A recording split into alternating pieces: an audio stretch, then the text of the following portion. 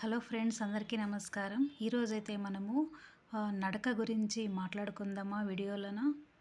Friends, అందరూ కూడాను వ్యాయామం చేయాలనుకున్నప్పుడు ప్రతి మహిళ మొదట ఎంచుకునేటువంటి మార్గము నడకే.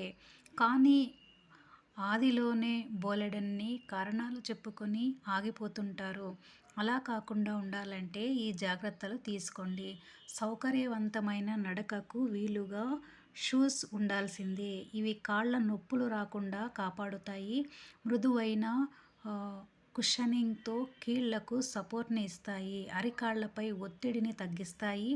అంతేకాకుండా మట్టి, రాళ్ళు, నీళ్లు, టైల్స్ ఇలా వేటి మీదైనా నడవడానికి సౌకర్యంగా ఉంటాయి. అసమానంగా ఉండే నేలపై నడవడానికి స్థిరత్వాన్ని ఇస్తాయి.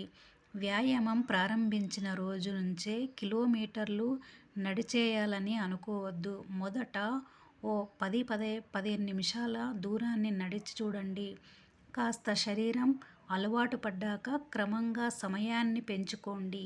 అయితే వాకింగ్తో పాటు స్ట్రెచింగ్, కూల్ డౌన్ ఎక్సర్సైజ్లు చేయడము ముఖ్యమే. వాకింగ్ చేసేటప్పుడు నిటారుగా నిలబడి అడుగులేయండి. అప్పుడే సరైన పోస్చర్ సాధ్యమవుతుంది. అంతేకాదు, నడిచే ముందు, తర్వాత తగినంత నీరు త్రాగడం తప్పనిసరి.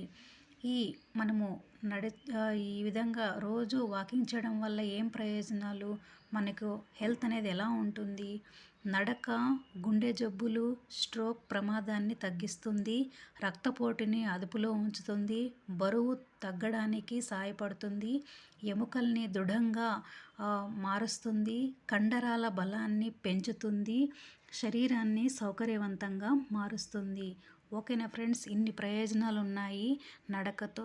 తప్పకుండా అందరూ కూడా వాకింగ్ చేయాలి ప్రతిరోజు కూడాను, ఉదయం సాయంకాలం.